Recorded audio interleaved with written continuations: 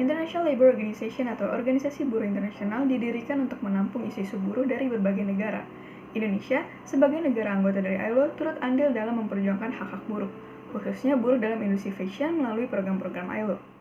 ILO bertanggung jawab untuk mempromosikan hak-hak di tempat kerja, mendorong kesempatan kerja secara layak, meningkatkan perlindungan sosial, dan menguatkan dialog terkait permasalahan dunia kerja dengan instrumen yaitu konvensi dan rekomendasi.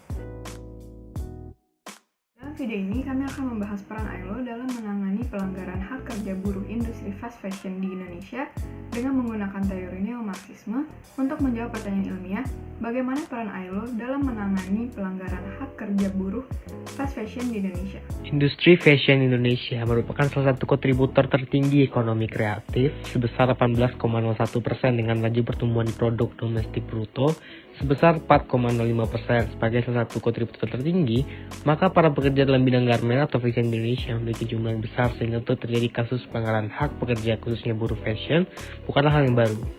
Dengan kesadaran baik masyarakat maupun pemerintah Indonesia yang meningkat atas masalah ini meningkatkan terungkapnya beberapa kasus seperti data yang telah dipublikasikan oleh Komnas Perempuan pada tahun 2012 dengan sebanyak 216.156 kasus, kekerasan seksual dengan 2.521 terjadi oleh buruh wanita. Kasus pada tahun 2017, PT Kaisar Laksmi Mas Garment ditemukan mempekerjakan para pekerjanya selama 22 jam dengan ancaman pemecatan tanpa pembayaran gaji jika tidak mematuhi tuntutan pekerjaan. Dan kasus perusahaan Uniqlo pada tahun 2018 yang memberhentikan hubungan konveksi secara sepihak, di mana pekerja bernama Warni dan Yayat bekerja secara sepihak dengan gaji yang tidak terbayarkan serta pengabaian terhadap pekerja. Dalam menangani masalah ini, ILO telah membentuk beberapa proyek seperti program Promote Decent Work for Domestic Workers to End Child Domestic Work, Pekerjaan Layak Nasional 2020-2025, Combating Forced Labor and Trafficking of Indonesian Migrant Workers, dan Indonesia Business and Disability Network. Untuk menganalisa dan untuk menjawab pertanyaan penelitian, kami menggunakan kerangka konseptual dari teori neo-Marxisme atau yang biasa dikenal dengan strukturalisme dalam hubungan internasional. Teori ini melihat dunia terpusat pada buruh industri.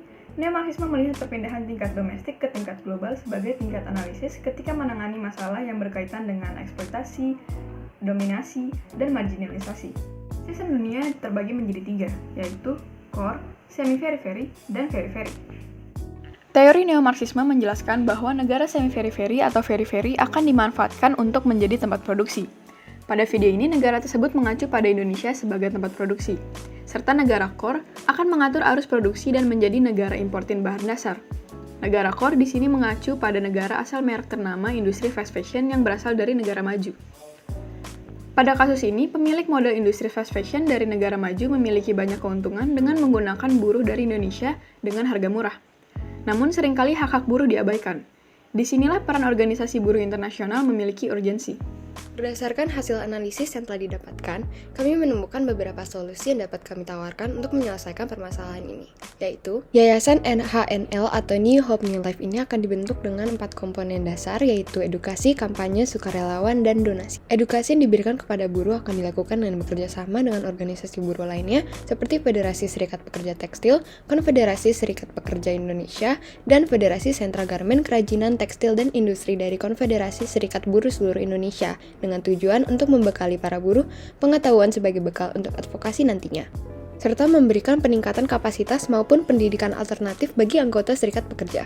Kampanye diberikan tajuk Behind What You Wear atau di balik pakaianmu bertujuan untuk meningkatkan kesadaran masyarakat karena diperlukan publikasi yang baik untuk mengedukasi pembeli, sehingga mereka akan lebih sadar dalam memilih pakaian. Selain mengedukasi pembeli, kampanye ini akan digunakan sebagai publikasi untuk donasi terbuka. Cara kami untuk mendapatkan sukarelawan adalah dengan cara menyebarluaskan masalah yang terjadi di sosial media agar bisa menarik simpati masyarakat dan memberikan ketertarikan untuk dapat secara langsung berkontribusi dan memecahkan masalah ini.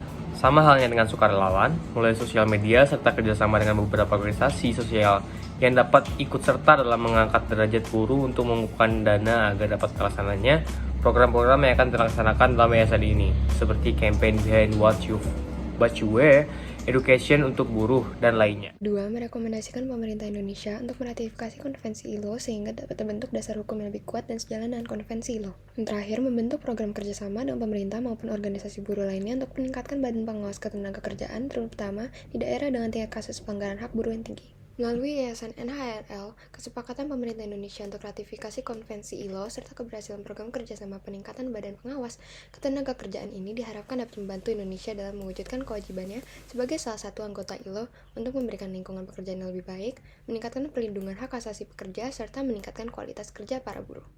Dapat disimpulkan bahwa ILO memiliki peran penting dengan memberikan standarisasi internasional, membuat dan mewadahi program untuk memperjuangkan kesejahteraan buruh di Indonesia. Walau demikian, beberapa target tidak tercapai sebab kurang kerjasama dengan organisasi lokal dan badan pengawasan ketenagakerjaan. Maka dari itu, diperlukan terrealisasikannya solusi-solusi yang telah kami tawarkan.